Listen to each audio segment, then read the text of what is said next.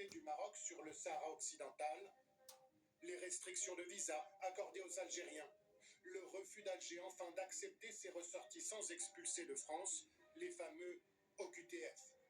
La crise est sans précédent. Voici ce qu'en disait Bruno Retailleau, le ministre de l'Intérieur de l'époque. On voit bien que l'Algérie cherche à humilier la France. C'est l'Allemagne qui a permis sa libération en jouant les intermédiaires entre la France et l'Algérie.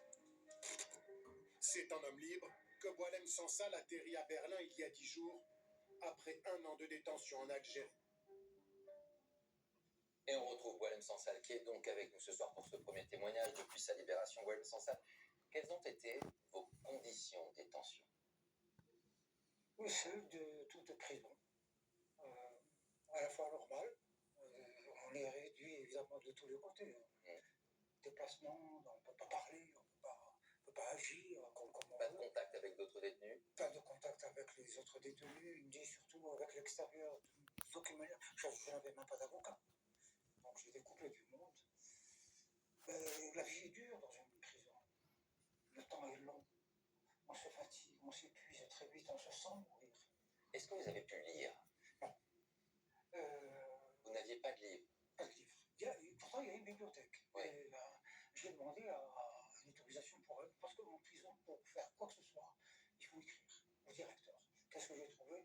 Des livres religieux, essentiellement. Des Corans, des Bibles. Et en français, j'ai trouvé des brouillons, des charcutés pourris, de vieux bouquins bouffés au mythe. Mais voilà, je les ai quand même récupérés et je les ai lus. À l'inverse, est-ce que vous avez pu écrire? Est-ce que vous avez pu écrire? Non, c'est pas possible. On ne peut pas écrire. Vous n'avez pas pu écrire en prison? Je ne pouvais pas, psychologiquement. Écrire quoi? Mon quotidien, bon, ben ça, si c'est un jour-là, alors je vais après. Je n'avais pas de... mais je pensais au livre que je ferai plus tard. Quand vous êtes arrêté à l'aéroport le 16 novembre 2024, qu'est-ce que vous avez ressenti? Vous aviez cette idée que vous rentriez finalement dans un tunnel qui allait être très long ou pas du tout? C'est la sidération. On ne pense à rien. On pense à rien. J'arrive devant le guichet de l'aéroport, je donne mon passeport, le policier scanne mon passeport, et puis je vois le ticket.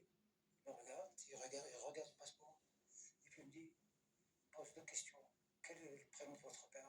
Je lui dis, le prénom de votre mère. Et puis, allez vous asseoir sur ce banc, on va venir vous chercher. J'ai attendu pendant 1 heure, assis, et puis à un moment donné, un policier